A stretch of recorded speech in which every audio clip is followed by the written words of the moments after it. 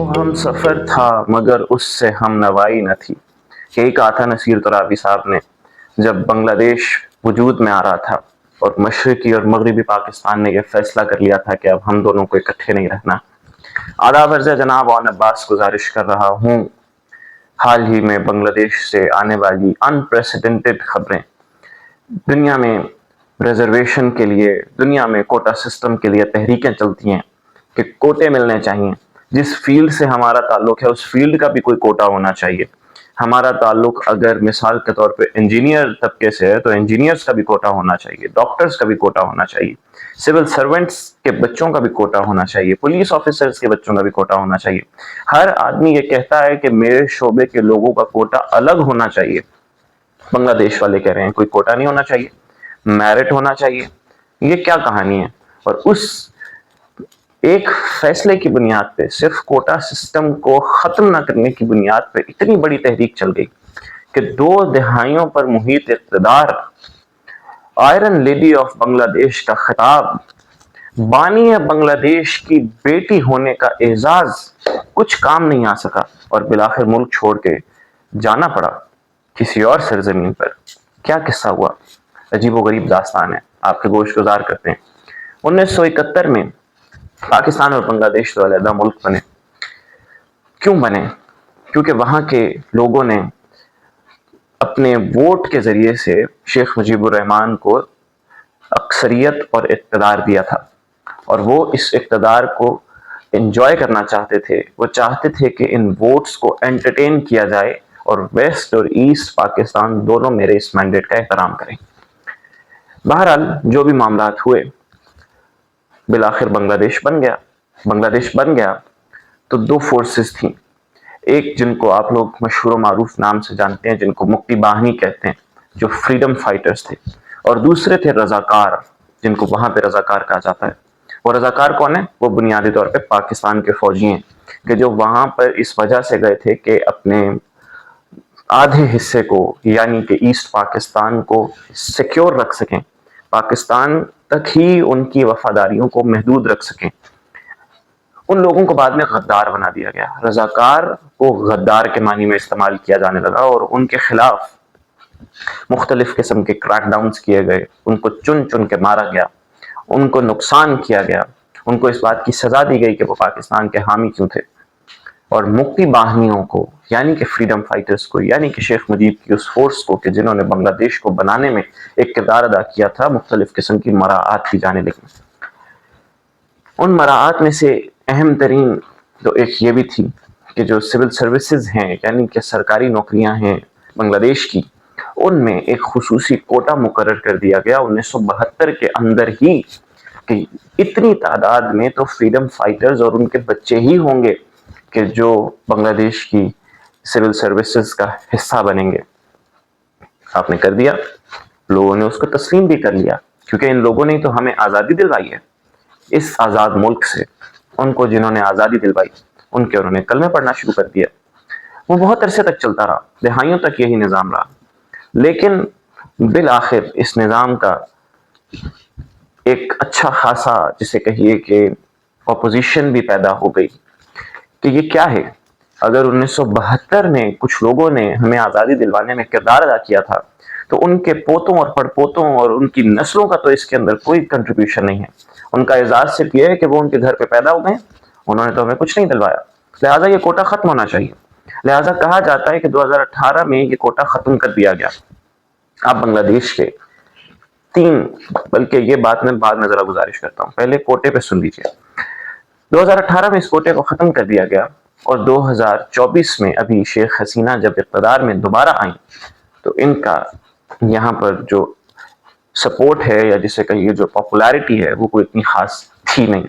لوگوں نے ایلیگیشنز لگائے کہ انہوں نے ریزلٹس کو مینوور کیا ہے، ایمبیزلنگ کی ہے، مختلف قسم کے معاملات کیے ہیں. ایک اپوزیشن تھی جس کی بنیاد پر میں کہہ رہا تھا کہ بنگلہ دیش کے 3 سمجھیے کہ آرگنز ہیں یا ارکان ہیں، یا 3 وہ طاقتیں ہیں کہ جو بنگلہ دیش کو چلانے میں جن کا ایک کردار ہے. ان میں سے ایک یہ شیخ حسینہ واجد ہیں جو کہ پرائم منسٹر تھیں کل تک، اور دوسری خالدہ ضیاء ہیں.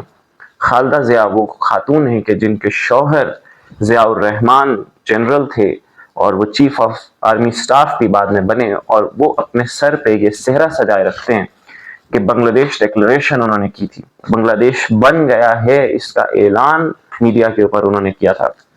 لہٰذا ان دونوں خواتین میں اس بات کو لے کر بھی بہت اختلاف ہے, یا ایک لڑائی ہے, یا ایک جسے کہیے کہ ایک بیانیے کا اختلاف ہے کہ وہ یہ سمجھتی ہیں شیخ حسینہ کہ ان کے والد یعنی کہ شیخ مجیب الرحمان بانی بنگلہ دیش ہیں, اور یہاں پر خالدہ ضیاء یہ سمجھتی ہیں کہ ان کے شوہر یعنی کہ ضیاء الرحمان بنیادی طور پہ بنگلہ دیش کے بانی ہیں اور ان کی خدمات زیادہ ہیں, اور اس بنیاد پہ دونوں میں اختلاف موجود ہے.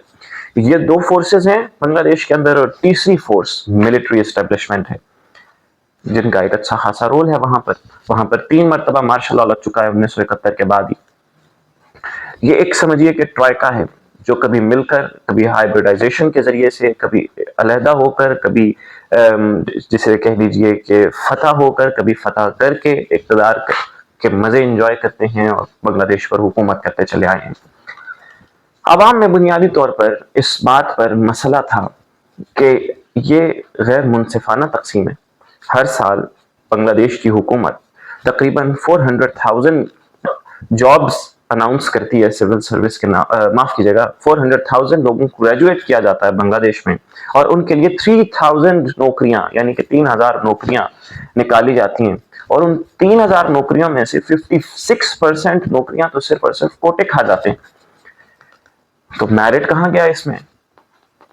ان کا یہ کہنا تقریباً بہت جینوین بھی ہے. جینوین ہے یا نہیں ہے یہ تو آپ کو فیصلہ کرنا ہے, آپ اس بیانیے کے ساتھ ہیں یا نہیں ہے یہ تو آپ کو فیصلہ کرنا ہے. انڈر پریویلیج لوگ تو یقیناً یہ چاہتے ہیں کہ کوٹے اناؤنس ہوں, اور جس انسان کا بھی کوٹا لگا ہوا ہے وہ تو چاہتا ہے کہ ہمیں کوٹا دیا جائے, لیکن جو باہر بیٹھا ہوتا ہے آدمی وہ یہ نہیں چاہ رہا ہوتا. شیخ حسینہ نے ان 3 طاقت کے مراکز کا ساتھ ساتھ پیرالل وہ بھی تو معاملہ چل رہا ہے, طاقت کے یہ 3 مراکز جو ہیں ان کا انہوں نے کیا انتظام کیا. انہوں نے جہاں تک خالدہ ضیاء کی بات تھی تو ان کو کرپشن کے چارجز لگا کر بہت عرصہ پہلے جیل میں ڈال دیا کہ یہ وہاں سے باہر نہیں آ سکتی. ایک سیاسی خطرہ تو کہہ لیجئے کہ ٹل گیا, سیاستدانوں سے اب کوئی خطرہ نہیں رہ گیا. دوسری طرف ملٹری اسٹیبلشمنٹ ہے. ملٹری اسٹیبلشمنٹ کا انہوں نے کیا تدارک کیا معاملے کا جہاں سے مخالفت ہو سکتی تھی؟ انہوں نے اپنے ایک رشتہ دار کو جن کا نام غالباً جنرل وقار کچھ کر کے ہے, ان کو چیف آف آرمی سٹاف منتخب کر دیا, یا ان کی ریکروٹمنٹ کر دی, یا ان کو اس نوکری پر یا اس عہدے پر فائز کر دیا. تو ان کو یہ محسوس ہوا کہ اب تو یہ میرے خاندان کا ہی آدمی ہے, یہاں سے کیا مخالفت ہوگی یا یہاں سے میرے خلاف کیا معاملہ ہوگا, اور فوج تو اب میری بات مانے گی. وہاں سے خالدہ ضیاء کو اندر کر دیا, تو ایک ہو گیا کہ اپوزیشن تو ہے ہی نہیں. لیکن اپوزیشن کے بارے میں کسی کا کیا خوبصورت جملہ ہے, وہ کہتے ہیں کہ اگر آپ اپنے ملک سے اپوزیشن کا خاتمہ کر دیں تو پھر آپ کی شہرت سے اپوزیشن برآمد ہوتی ہے, پھر آپ کا ووٹر ہی آپ کی اپوزیشن بن جاتا ہے, پھر آپ کی اپنی پارٹی سے آپ کے خلاف اپوزیشن نکلتی ہے. اس لیے کہ ڈکٹیٹرشپ کسی کو پسند نہیں آتی. ویسے بھی یہ ایک بہت بڑی بحث ہے کہ مسلمان ملکوں کے اندر جو جمہوریت ہے اس کا حال کچھ عجیب و غریب سا ہی رہتا ہے. مسلمان کبھی بھی اس تصور کو گلے سے لگا نہیں پائے, اس کے پیچھے بہت سے عوامل ہیں.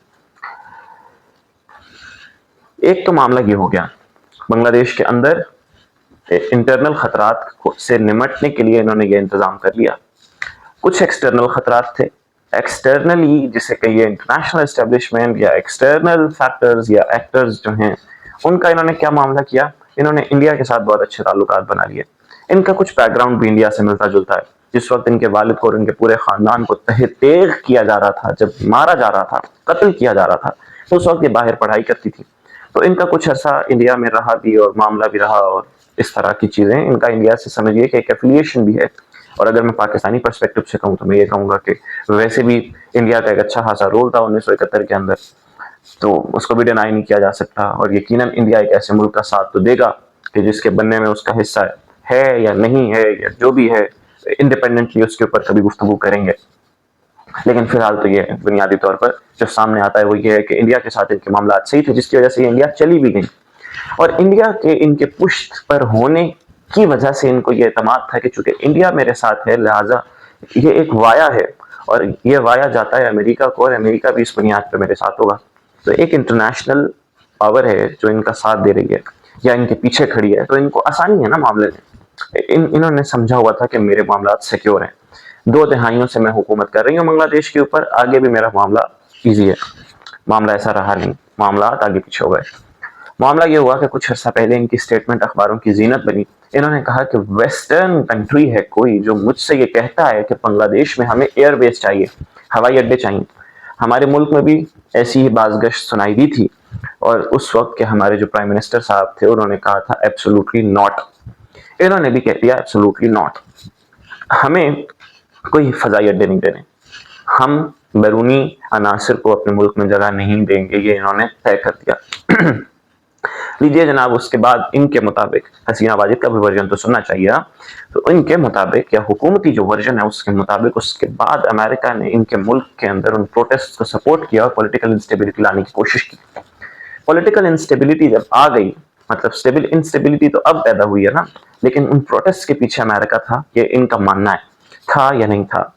پاکستان یہ کہتا ہے کہ یہ بہت اچھا ہوا. پاکستان مطلب انڈیا کا جو میڈیا ہے وہ اس چیز پہ بغلے مچا رہا ہے یا اس بات کو کافی پروپیگیٹ کر رہا ہے کہ پاکستان بہت خوش ہے اس سب سے کہ جو ہوا ہے, اور انڈیا اس سب سے بہت نالاں ہے کہ جو ہوا ہے. انڈیا اس وجہ سے نالاں ہے کیونکہ انڈیا کو تو سہنا پڑ رہا ہے.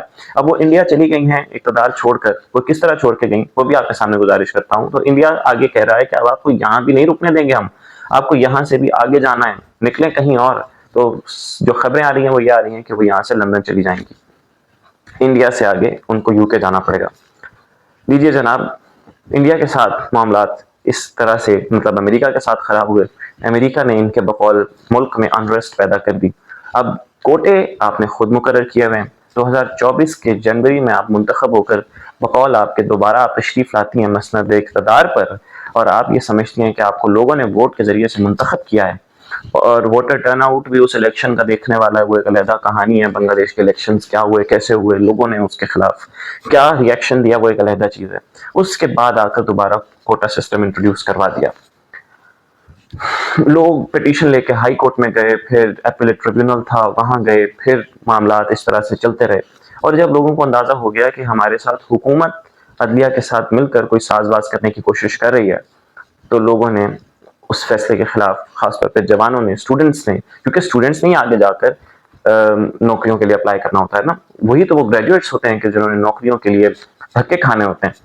تو انہوں نے کہا کہ یہ ہماری دال اس طرح نہیں گل رہی. انہوں نے اپنی ڈکٹیٹوریل پالیسیز کے ذریعے سے ہمارے نوکریوں کے سارے دروازوں کو بند کر دیا ہے, اور ایک خاص طبقے کے اندر ملک کے لیے سارے جسے کہ یہ سورسز کو اور ساری مراعات کو, ملک کے اندر ساری فیسلٹیز کو محدود کر دیا ہے, اور اسی طبقے کو سب کچھ ملے گا. معاملہ یہاں سے خراب ہو گیا. ان بچوں نے اس نظام کے خلاف نکلنے کا فیصلہ کیا. انہوں نے کہا ہمیں یہ کوٹا سسٹم نہیں چاہیے. کوٹا سسٹم کی جو جسے کہیے کہ تقسیم ہے وہ سن لیجئے کہ 56% نوکریوں میں حصہ ہوتا ہے مخصوص, مطلب کوٹے پہ جو لوگ ہوتے ہیں ان کا. ان 56% میں سے 1% وہ ہیں کہ جو ڈسیبلڈ لوگوں کے لیے کوٹا ہے. 1% ڈسیبلڈ لوگوں کو نوکریاں ملیں گی. 5% اس میں سے مائنورٹیز کا حصہ ہے. 10% انڈر پریویلیج ڈسٹرکٹس کا حصہ ہے, اور 10% ویمن کا حصہ ہے. اور اس کے بعد اس 56% میں کتنا بچتا ہے؟ 30%. یہ 30% کس کا ہے؟ یہ 30% ان فریڈم فائٹرز کی اولادوں کا ہے, جو میں نے گزارش ابتدا میں کی کہ مکتی باہنی کے جو آل اولاد ہیں ان کا حصہ ہے یہ. انہوں نے کہا کہ بھائی یہ 30% یہ ایک بہت بڑا حصہ ہے. It's not a chunk, it's not just a small piece, یہ بہت بڑا ہے. تو اور خاص طور پہ یہ کہ یہ جو فریڈم فائٹرز تھے, چلے انہوں نے تو ہمیں آزادی دلوا دی, ان کے آگے بچے اور بچوں کے بچے اور ان بچوں کے بچے, یعنی ان کی نسلوں کا کیا حصہ ہے اس ملک کی آزادی میں, لہٰذا یہ ختم کریں. اس کے اوپر پھر بنگلہ دیش کے مختلف اسٹوڈنٹس کے آرٹیکلز آپ کو انٹرنیٹ پہ مل جائیں گے. کسی نے یہ لکھا کہ ہمیں 6% کے اوپر اختلاف نہیں ہے.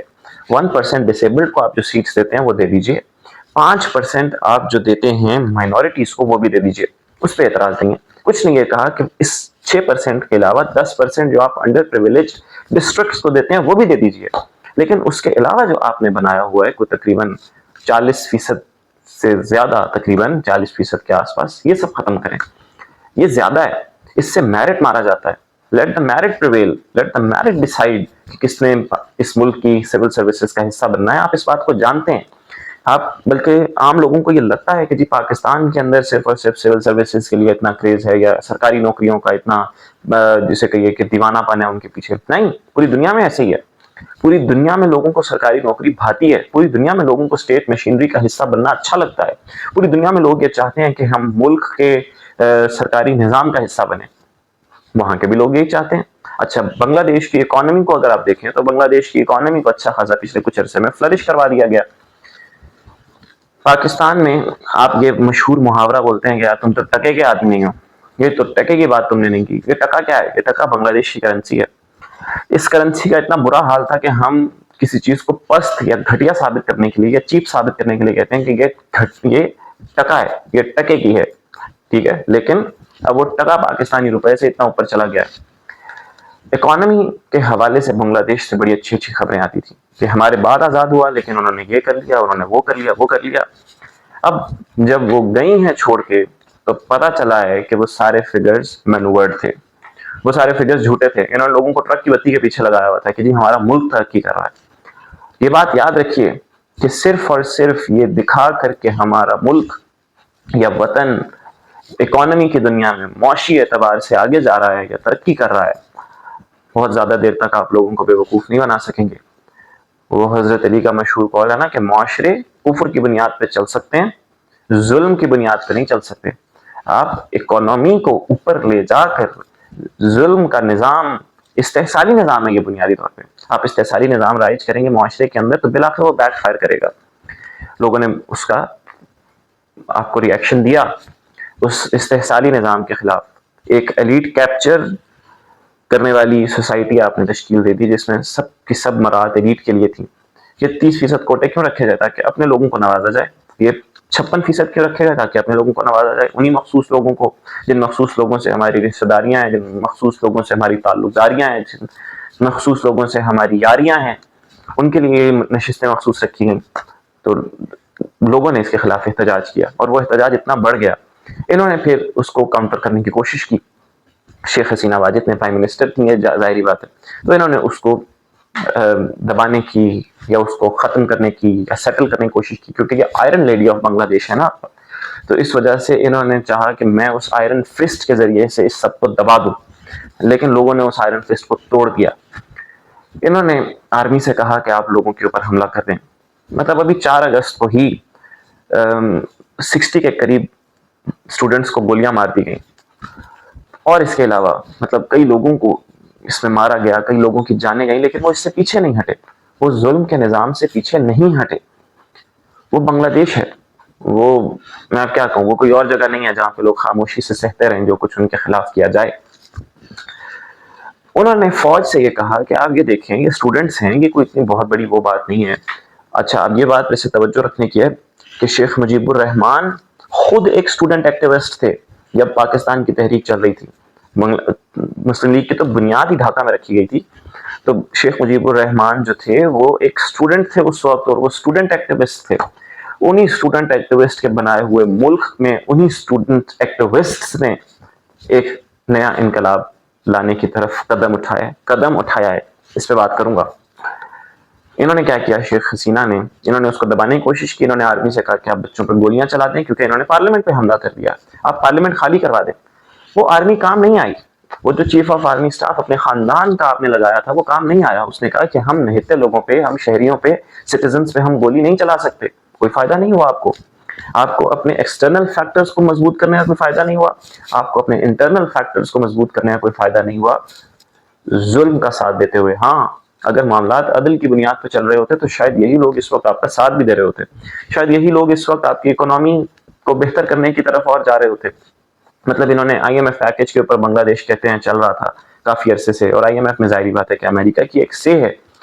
تو ان کو جب یہ اندازہ ہوا کہ امریکہ والے مجھ سے اڈے مانگ رہے ہیں اور میں نے نہیں دینے تو ایبسولوٹلی ناٹ کے بعد مجھے کیا کیا سہنا پڑے گا, تو انہوں نے چائنا کی طرف بھی منہ کیا. چائنا نے بھی ان کو کچھ خاص لفٹ نہیں کرائی, اور اس کے بعد تو یہ بہت زیادہ ڈاؤن ہو گئی. اور بالآخر یہ ہوا کہ ان کے ہی چیف آف آرمی اسٹاف نے ان کو آ کے کہا, یا ان کے جو آرمی آفیشلس تھے انہوں نے آ کے کہا کہ میڈم اب آپ یہاں پہ اور نہیں رہ سکتی، ہم آپ کو جتنا پروٹیکٹ کر سکتے تھے وہ کر چکے ہیں، اس کے بعد اب آپ کو یہاں سے جانا ہوگا، ہم آپ کو سیف ایگزٹ دے سکتے ہیں، اور سیف ایگزٹ ہم آپ کو یوں دے سکتے ہیں کہ آپ کے پاس 45 منٹ ہیں، آپ کو اپنا سامان جو باندھنا ہے وہ باندھ لیجئے، جہاز باہر کھڑا ہے، آپ جہاں کہتی ہیں آپ کو وہ جہاز پہنچا دے گا، اور بس بنگلہ دیش سے آپ نکل جائیں۔ یہی ہوا، 45 منٹ میں تیار ہوئی، جہاز میں سوار ہوئی، جہاز ہندوستان لے گیا۔ ان کے بیٹے نے پریس کانفرنس کرتے ہوئے یا میڈیا ٹاک کرتے ہوئے یہ کہا کہ اب میری والدہ بنگلہ دیش واپس کبھی نہ آنے کا ارادہ رکھتی ہیں۔ ان کے چلے جانے کے بعد پیچھے سے جو چیف آف آرمی سٹاف تھے انہوں نے پریس کانفرنس کرتے ہوئے کہا، میڈیا ٹاک کرتے ہوئے کہا کہ میڈم جا چکی ہیں، ہم لوگوں کو یہ یقین دلاتے ہیں کہ ہم ان کے ساتھ ہیں۔ آپ دیکھیے بنگلہ دیش میں 3 مرتبہ ماشاء اللہ لگ چکا ہے، یہ اگر لگانا چاہتے تو شاید اس موقع پہ لگایا جا سکتا تھا، لیکن حالات وہاں پہ اتنے بکھرے ہوئے ہیں کہ وہاں کی آرمی نے بھی یہ دیکھا کہ اس وقت ماشاء اللہ لگانا آرمی افورڈ نہیں کر سکتی، اور وہ نہیں کیا گیا۔ انہوں نے پریس کانفرنس کی اور انہوں نے کہا کہ ہم آپ کے ساتھ ہیں، ہم آپ کے گریونسز کو ایڈریس کریں گے، ہم آپ کے زخموں کو ریڈریس کریں گے، آپ اس پروٹیسٹ کو ٹھنڈا کر دیں، ایزی ہو جائیں۔ یہ یہاں پر یہ اعلان کر رہے تھے اور یہ یہاں پر یہ اپیل کر رہے تھے، عوام سے خطاب کر رہے تھے۔ وہاں پہ اسٹوڈنٹس نے پرائم منسٹر ہاؤس پہ دھاوا بول دیا، شیخ حسینہ کے گھر میں لوٹ مار مچا دی، ان کے گھر پہ کھانا کھا رہے ہیں، فریج خالی کر رہے ہیں، کرسیاں توڑ رہے ہیں، ٹیبل لوٹ رہے ہیں، مطلب جو ان کے ہاتھ میں آ رہا ہے وہ بچے کر رہے ہیں۔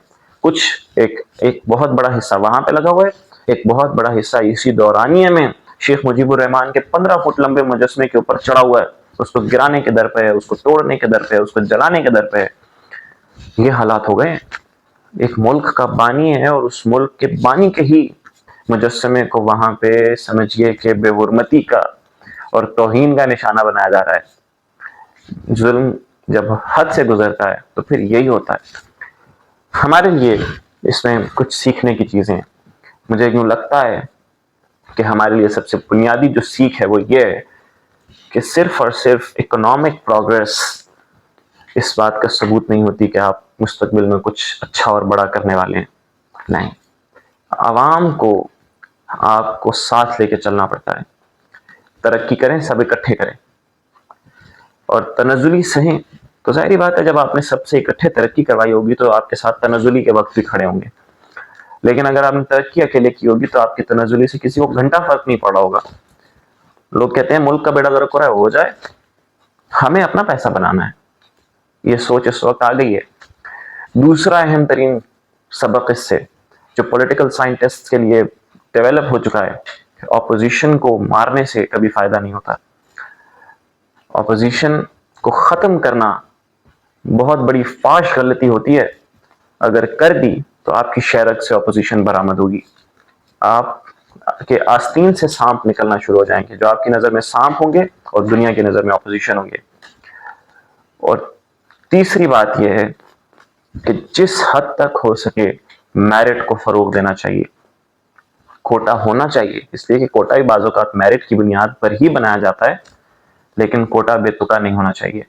ایک ہی طبقے کے لیے ایک ایلیٹ کیپچرسٹ قسم کی سوسائٹی نہیں ہونی چاہیے کہ ایک ہی طبقے کے لیے ساری مراحت پیدا کی جا رہی ہیں، ایک ہی طبقے کے لیے دودھ اور شہد کی نہریں بہائی جا رہی ہیں اور باقی عوام بھاڑ میں جائیں، یہ نہیں ہونا چاہیے۔ یہ نئے معاملات ڈیولپ ہو رہے ہیں دنیا کی بدلتی ہوئی صورتحال کے اندر۔ میں بنگلہ دیش کے جوانوں سے، اپنے دوستوں سے یہ کہوں گا کہ آپ نے جو کچھ کیا وہ کیا، لیکن آپ یاد رکھیے کہ ان محترمہ کا یا ایک انسان کا مسند اقتدار کو چھوڑ دینا وہ تمام تر مسائل کا حل نہیں ہو سکتا۔ آپ کو ایک کام ضرور کرنا پڑے گا، اور وہ یہ کہ آپ کو آخر تک میدان میں ڈٹے رہنا پڑے گا، اس لیے کہ جب تک آپ یہ نہیں کریں گے آپ اپنے مطلوبہ نتائج کو حاصل نہیں کر سکتے، اور جہاں پہ انقلاب درمیان میں چھوڑ دیا جاتا ہے وہاں سے وہ بغاوت کا روپ اختیار کر جاتا ہے، اور پھر اس کے خلاف کارروائیاں عمل میں آنا شروع ہو جاتی ہیں۔ بہت شکریہ۔